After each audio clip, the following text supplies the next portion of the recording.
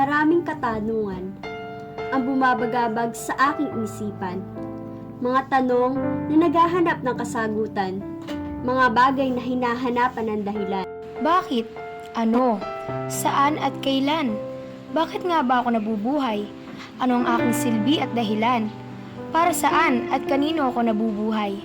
At kailan ko ito malalaman? Sa bawat paglakad ng aking buhay, sa bawat segundo ng aking nilalaan, paano ko malalaman ang aking kahulugan?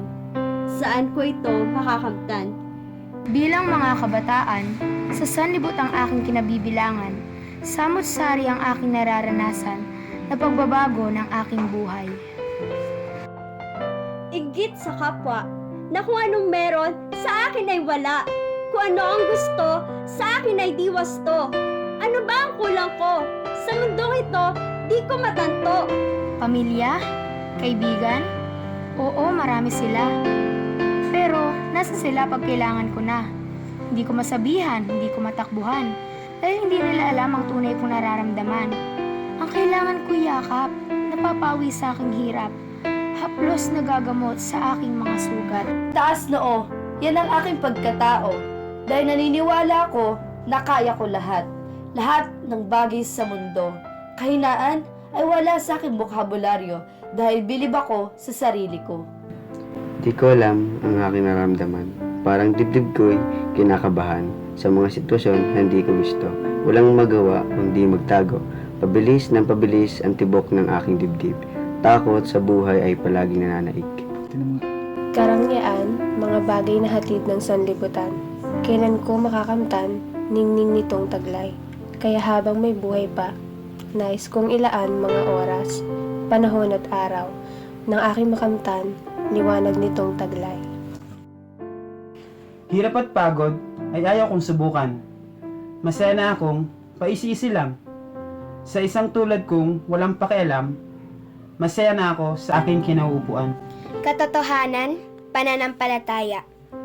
Totoo ba to o guni-guni ko lang? Sa sitwasyong ito, walang kaliwanagan. Sana'y ako'y tulungan nang mabuksan ang puso't isipan.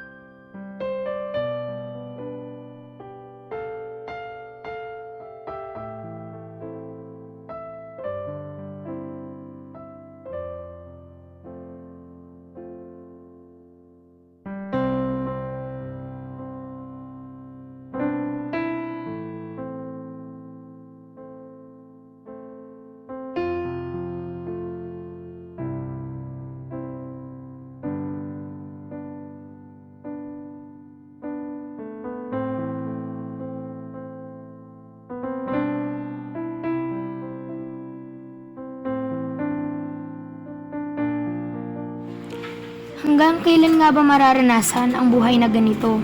Mahirap, madilim, at walang direksyon. Masaya sa umpisa, malungkot sa dulo. Nakangiti sa simula, malungkot sa wakas. Gusto kong makaalis sa sitwasyong ito dahil gusto kong ako'y magbago. Ngayon na inuulit ko, Bakit nga ba ako nabubuhay? Ano ang aking silbi at dahilan? Para saan at kanino ako nabubuhay? At kailan ko ito malalaman?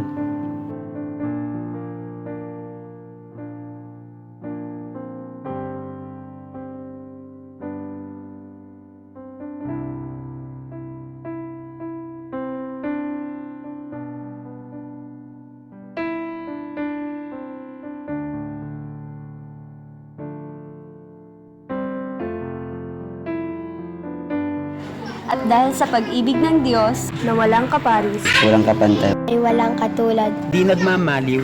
Kaya kong pagtagumpayan lahat ng hamon sa buhay. Kaya naman, sa tulong at biyaya niya, I'm ready to.